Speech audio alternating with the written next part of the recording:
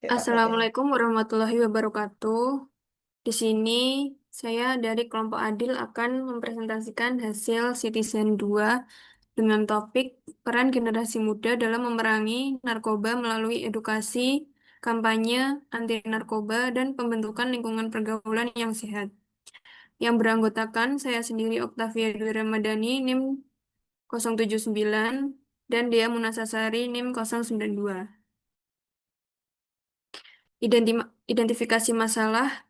Yang pertama, penyalahgunaan narkoba di kalangan remaja terus meningkat dan menjadi ancaman bagi kualitas generasi bangsa.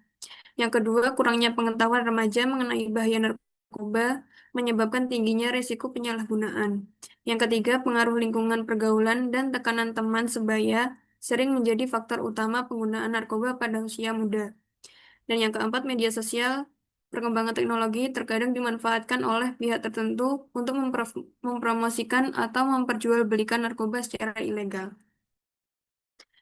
Topik yang dipilih, peran generasi muda dalam memerangi narkoba melalui edukasi, kampanye anti narkoba, dan pembentukan lingkungan pergaulan yang sehat. Relevansi topik dengan bidang studi. Narkoba adalah zat yang memengaruhi sistem saraf pusat dan dapat menyebabkan ketergantungan, sehingga menjadi salah satu materi penting dalam ilmu farmasi.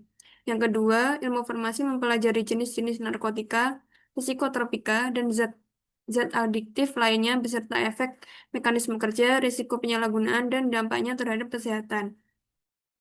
Yang ketiga, mahasiswa farmasi memiliki kompetensi untuk memberikan edukasi dan informasi yang benar mengenai penggunaan obat secara rasional serta bahaya penyalahgunaan narkoba. Yang keempat, peran farmasis dalam pencegahan penyalahgunaan narkoba sejalan dengan konsep pharmaceutical care yang berfokus pada keselamatan pasien dan peningkatan kualitas hidup. Relevansi topik dengan bidang studi yang pertama, penyalahgunaan narkoba merupakan masalah sosial dan nasional yang mengancam generasi muda serta pembangunan bangsa. Yang kedua, generasi muda memiliki peran dan tanggung jawab sebagai warga negara dalam mencegah penyalahgunaan narkoba.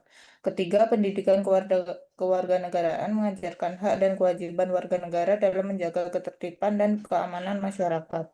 Keempat, mahasiswa dibekali pemahaman tentang nilai-nilai Pancasila, kesadaran hukum, dan semangat bela negara. Data pendukung atau referensi.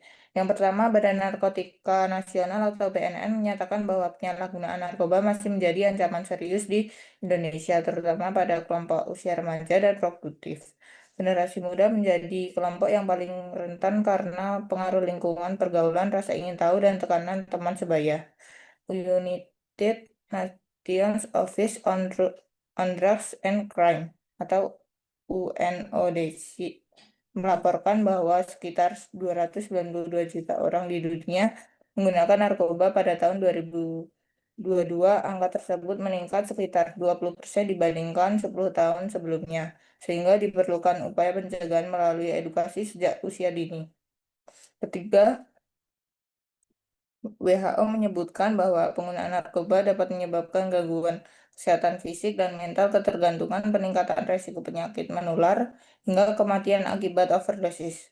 Oleh karena itu, promosi kesehatan dan edukasi masyarakat menjadi strategis penting dalam pencegahan penyalahgunaan narkoba. Keempat, BNN menegaskan bahwa pencegahan penyalahgunaan narkoba dapat dilakukan melalui edukasi berkelanjutan, kampanye anti narkoba, penguatan ketahanan keluarga, serta pembentukan lingkungan pergaulan yang sehat. Keterlibatan generasi muda sebagai agen perubahan dinilai efektif dalam meningkatkan kesadaran masyarakat. Langkah-langkah pengerjaan. Yang pertama, brainstorming ide. Kami memilih tema anti narkoba karena kami mengetahui bahwa narkoba memiliki urgensi yang tinggi, sehingga kami bertujuan dengan adanya pemberian informasi mengenai infografis anti narkoba ini dapat meningkatkan kesadaran masyarakat tentang bahaya narkoba dengan menyajikan informasi yang jelas, menarik, dan mudah dipahami melalui desain visual yang efektif. Langkah kedua, searching and penyusunan materi. Setelah melakukan brainstorming ide, kami melakukan searching dan penyusunan materi. Beberapa materi yang kami ambil adalah dari website medis seperti BNN RI, UNODC, World Drug Report, dan WHO. Langkah ketiga, finalisasi materi untuk infografis. Setelah pengumpulan materi, kami melakukan finalisasi materi, yaitu materi yang akan menjadi isi dalam infografis yang kami buat, misalnya membuat kalimat persuasif dan penyajian data yang menyeluruh. Langkah keempat, pembuatan infografis. Langkah keempat, kami mulai mencari template infografis yang cocok untuk menggunakan aplikasi Corel atau Canva dan memulai pengerjaan desain infografis. Langkah kelima, unggah hasil. Langkah terakhir adalah mengunggah hasil berupa video presentasi infografis melalui YouTube. Berikut hasil infografis yang telah kami buat. Sekian dari kami. Ada kurang lebihnya, mohon maaf. Wassalamualaikum warahmatullahi wabarakatuh.